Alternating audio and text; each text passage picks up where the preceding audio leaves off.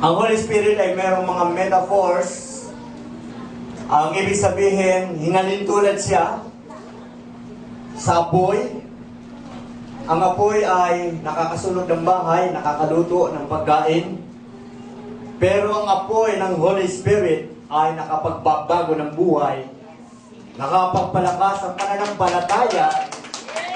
Ang fire ng Holy Spirit at gumagawa ito ng himala.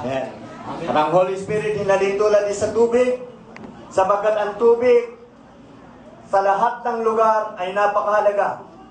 Sa bahay mawala na ang kuryente, wag lang ang tubig. Amen? Sapagkat wala tayong panghugas ng pinggan, wala tayong panlaba, wala tayong pansabaw sa ating ulam, mga pagkain.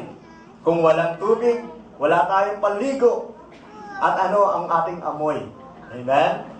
So, ang Holy Spirit ay sumisimbolo, metaphors, kagaya ng tubig, naglilinis ng buhay.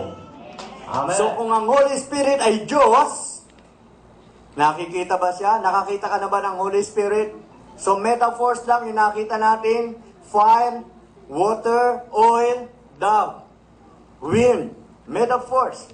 But the Holy Spirit is God. Siya ay Diyos.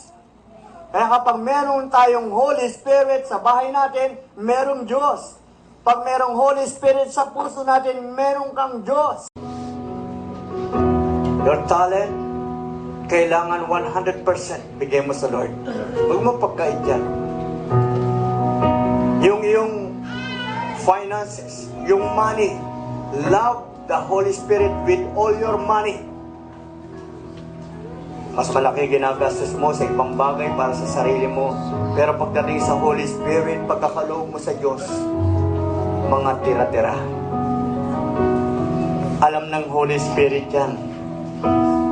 At isa yan, bakit hindi ka pa napapagpala?